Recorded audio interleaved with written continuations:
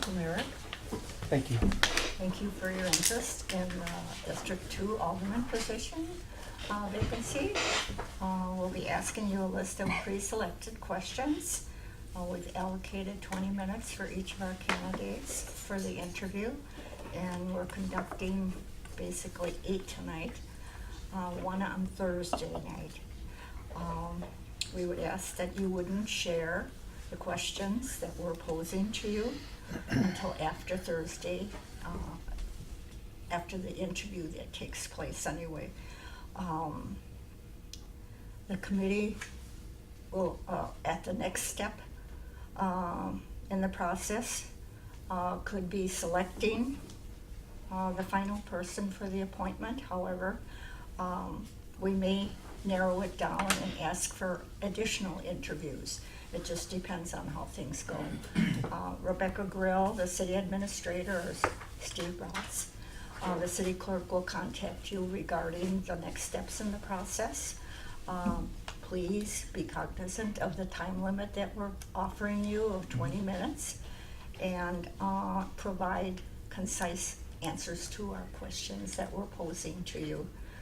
The first question will be by our Common Council President, Tom Lysick. Eric, how do you view the role of an alderperson? I view the role of the alderperson as the go-between from the city government to the citizen, where they if they have an issue, instead of, it's kind of like when I was in the military, they always said chain of command. Chain of command is always used best because that way you don't have 17 people going right at the top of the line. You don't create an I-94 construction. So basically what I'm saying is that what they are the go-between. They're the liaison. I don't know if that's the correct word to use there, but they're the go-between. That's how I would view them. As that is my short. Okay, thank you. Thank you, Eric. What characteristics, qualifications, and experiences do you possess that make you the most viable candidate for the position? I like to say that I have a Heinz 57 of education. I have the best of everything. I spent 7+ years in the military, and when I got out, I went into a marketing field. Well, southeastern Wisconsin doesn't really have a draw for marketing, so I do that as on the side. But what I do is now is I work in the medical field, and what I see from day to day with people with mental health, with people with drug and alcohol abuse, that with my experience there, it'd be very, very well used, along with my marketing background, rejuvenating West Dallas, removing some of the stigmas that I've seen since I moved here. Eric, have you ever previously considering running for alderperson? If you have, why haven't you run? I have never run before. I remember years ago my grandfather being the alderman in St. Francis, and he always told me, he says, don't run for alderperson. He says they turn you into something you don't want to be. And I always had that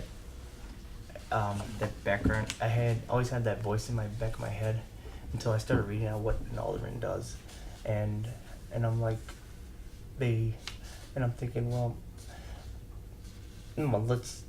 and it gave me the great opportunity because with my kids getting older, I'm not committed as much to them because I have an 18 and a 12-year-old. So I'm still committed to my family, but I don't have those time restraints like I did when they were younger. Thank you. Okay. What do you feel is the most significant shortcoming of our council?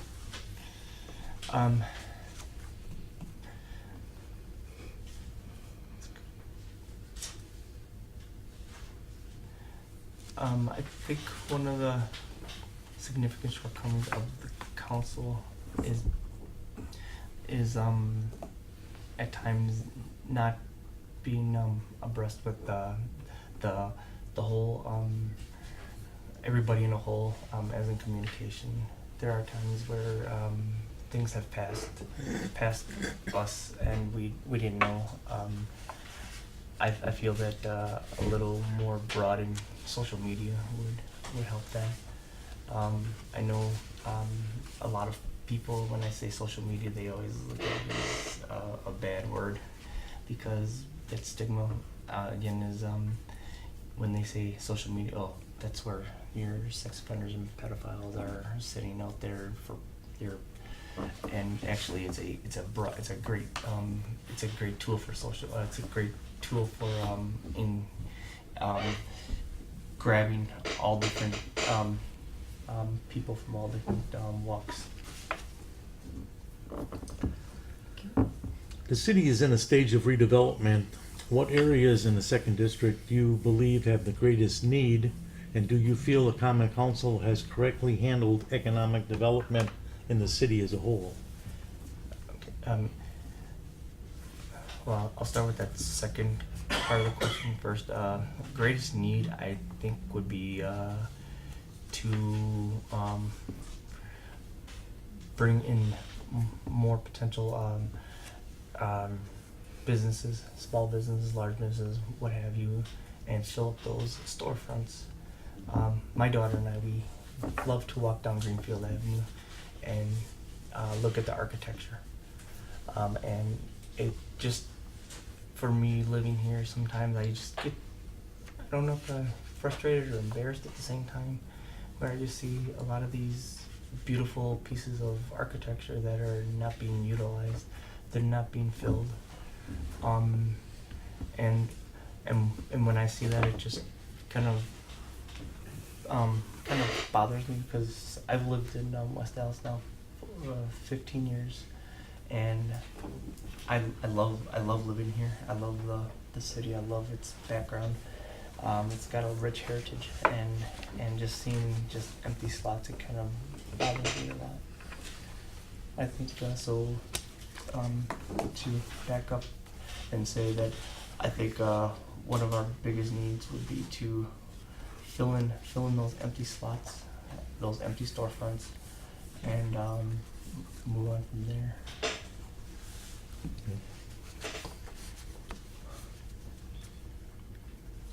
Eric, do you understand the time commitment required for an older person with meetings, constituent interactions, and general community involvement? And do you have the time and flexibility to accommodate that in your schedule? Yes, I work. Like I said, I work a part-time job, plus I own my own business. I teach CPR to the general layperson and to healthcare providers. Plus, I work part-time as in a memory care unit. So, pretty much, I tell them what hours I'm gonna work, and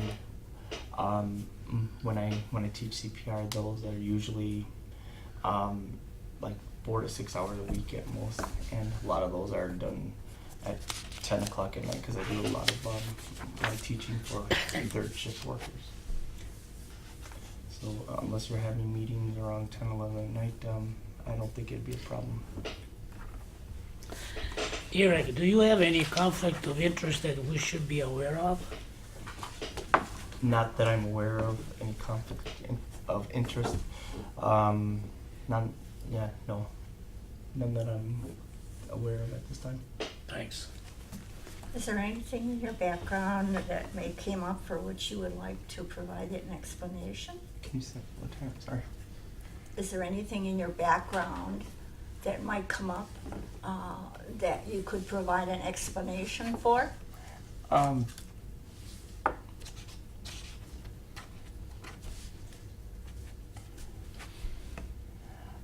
Well, I don't even, no, I wasn't even cited with a ticket, but it was the last state fair. I live right by a state fair park, and I live right by the state fair park, and there's a adjacent to us is that glorious hotel, and I was trying to explain to the lady over there that they're gonna pull your signs for putting them on the grass, because we're not actually allowed to do that.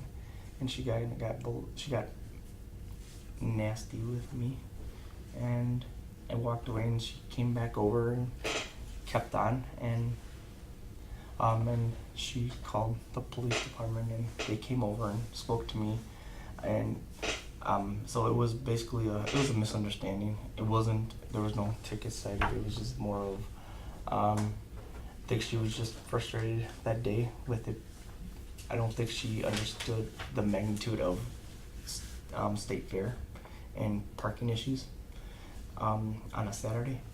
So and I told her, I said, give it a couple hours. I said, and you're gonna understand why we're saying this. Well, she got angry, and she felt I was kind of kept on and on. She kind of kept. She thought I was badgering her, but I was just trying to help her out in a sense. And like I've said, I've always said that take advice from people that have experienced this before trying to take this on yourself, especially being a manager of a multi-billion-dollar corporation. But no, that's pretty much the only thing that's ever happened to me in life. I try to keep my nose out of where it doesn't belong. That time it just got the best of me at that moment. Thank you. What is your opinion of the city budget and taxes, and do you have any ideas to share? The taxes in West Dallas, that is one thing that drew us here from when we were looking to purchase a home. Where are the taxes? We all know that taxes go up, but from the starting point on a 4-bedroom house in Tosa, Waukesha, all surrounding areas, West Dallas, the taxes there were lower. They were moderately priced. I always like to brag that we got a steal on our house, because I don't know any other areas where you spend $114,000 on a 4-bedroom house, and in a relatively decent area, and we made a smart decision on that sense. So I think a lot of people are catching on to the waves coming in about West Dallas. I think some advice, some suggestions would be, once again, I'm going to go back to social media. I think with maybe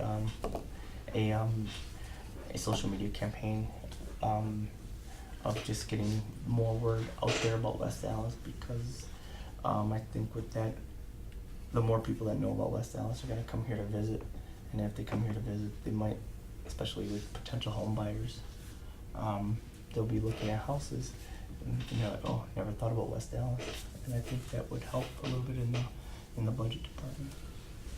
Thank you. Eric, how would you as an alderperson support the strategic plan goals, mission, and vision of the city? I would, excuse me, I would support the goals. I'm a very goal-oriented person in the first place. My wife kind of laughs when she says, before you go to bed at night, you write, you have a journal, not a journal, but a notebook, and you write 6 things that you want to get accomplished the following day. She thought I was autistic when she first met me, because I would do that. And I said no, because that way it's staring at me when I first get up in the morning. So I'm very goal oriented. So with that being said, I think I would as an older person, I would follow the guidelines of the mission. What in West Dallas, what we're trying to accomplish. I don't ever like to use the word I. because it doesn't take one person to run a team. Years ago when I played baseball, we always had one guy on the team that thought he was the team until he went over 4 and we still won. It doesn't take one person; it takes everybody's collective takes their collective contributions to make the success of sorry, I'm having word finding today. It takes a collective effort of everybody involved to make your mission work. So I think with that being said, I think the older person needs to be very a motivator, somebody that's easy to be reached, somebody that's easy to be out there and talking the decisions instead of saying I don't want to go out because people are going to notice me.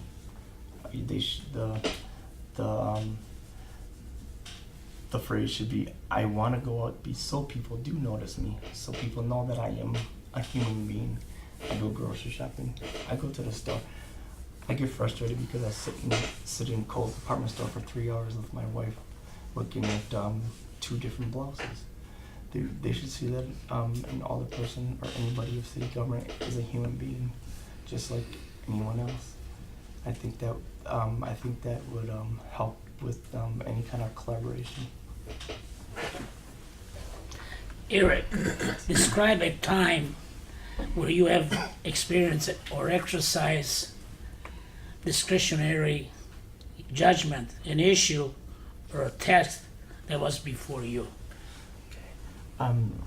Working in the medical field, everything is, I don't want to say everything, a good portion of a lot of your tasks are discretion. You have a mental checkoff that you go through. I think of a time when I was working in the ER, the person wasn't dehydrated, but I also knew that there was that possibility.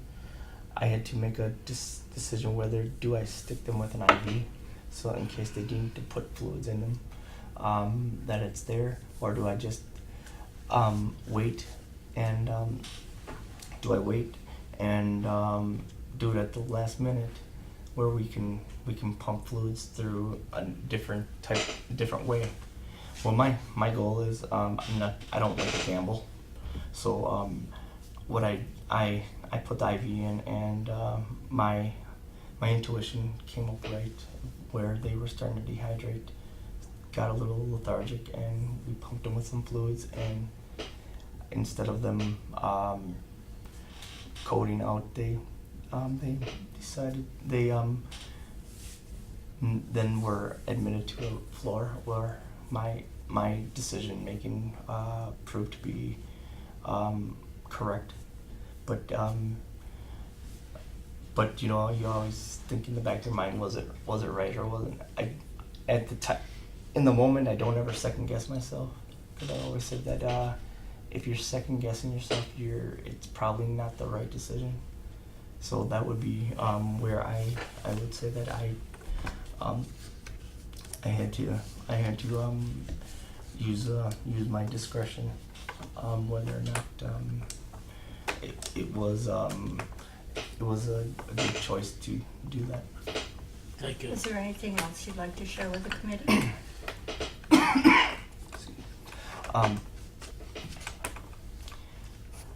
Well, one thing I would really love to thank the committee for allowing me this opportunity, and for whatever reason, if I am not chosen, I would like to I would like to see myself on a committee board sometime in the future, because like I said, I think West Dallas has a lot to offer.